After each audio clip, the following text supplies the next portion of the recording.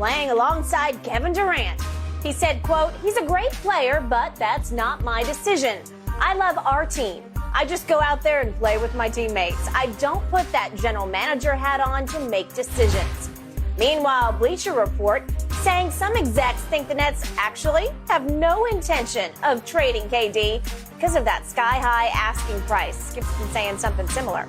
Shannon, do you still believe Durant will be a Celtic next year? I think it's probably seemed like the most possible of the scenarios because they've seemed to be willing to put the most serious offer on the table. And it's something that at least we have something, Skip, that we says, okay, at least the Nets countered their offer. Because prior to that, we keep, well, maybe if they offer this, if they offer that. They keep saying, well, the Nets highball. No, the Nets are not going to take no low offer. What do you mean? This is a house in Malibu. This is a house in Bel Air. They're not going to take no low ball offer. You're not in the Valley. You're going to pay premium price for a guy like that. Guys like that, like you say, Skip, don't go on California trees. Guys like that come along once in a generation, once in 3 generations. The point is, they're not trying to auction off Kevin because they have to move him, because they don't have to move him. Correct. So if you want to pay their price. Thank you. If you want to pay the premium price, we'd be more than willing to let you take Kevin Durant off our hands. But if you think just because he wants out and we're going to accept any offer that you throw at us, well, here's 4 role players and 3 first-round picks, and we'll give you 2 pick swaps, that's not going to happen. They've laid it out.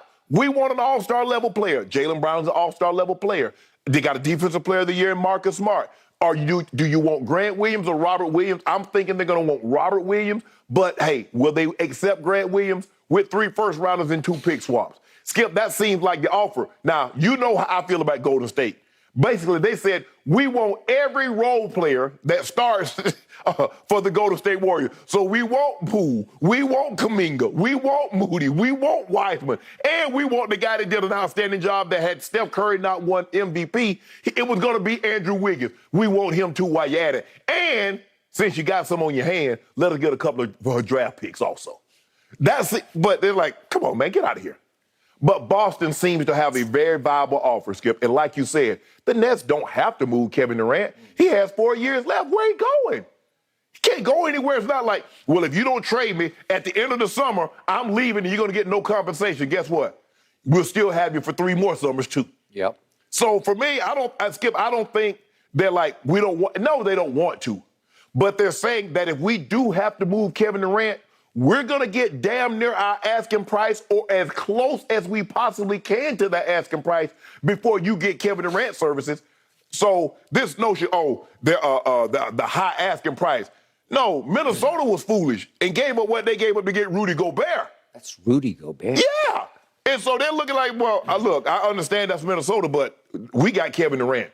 We got something every other team in the league won't. I'm not so sure every other team wants a Rudy Gobert. But I guarantee you, every damn team in the NBA would take Kevin Durant right now. You got it. So I don't have any problems. I do think that if a deal is, it seems to me, Skip, if a deal is going to happen, it's going to be between these 2 franchises. Before I address that question, allow me to address what Jayson Tatum said yesterday in response to the speculation that the Boston Celtics might trade for Kevin Durant. I love Jayson Tatum, everything he stands for. Every word he speaks is correct. Every word that comes out of that young man's mouth is right on point. Mm-hmm. It's perfectly thought out. Mm-hmm. He said it exactly right. He said, I played with Kevin on the Olympic team, so I know all about him. Obviously, he's a great player because obviously he is. Yes. But that's not my decision. I don't wear that hat, that GM hat. Yeah. And I love our teams. I love the guys we got. Right. You have to say that just in case. What if all this falls through? And that's what the Boston Celtics got to understand. What if this falls through and now you put Jaylen Brown out there? Now, how he looking at you? Well, you know how he's looking at the world. It was shaking my head, right? Exactly. Because he is shaking his head like, what the hell? Really? That's what y'all think about me, huh? Really? Okay.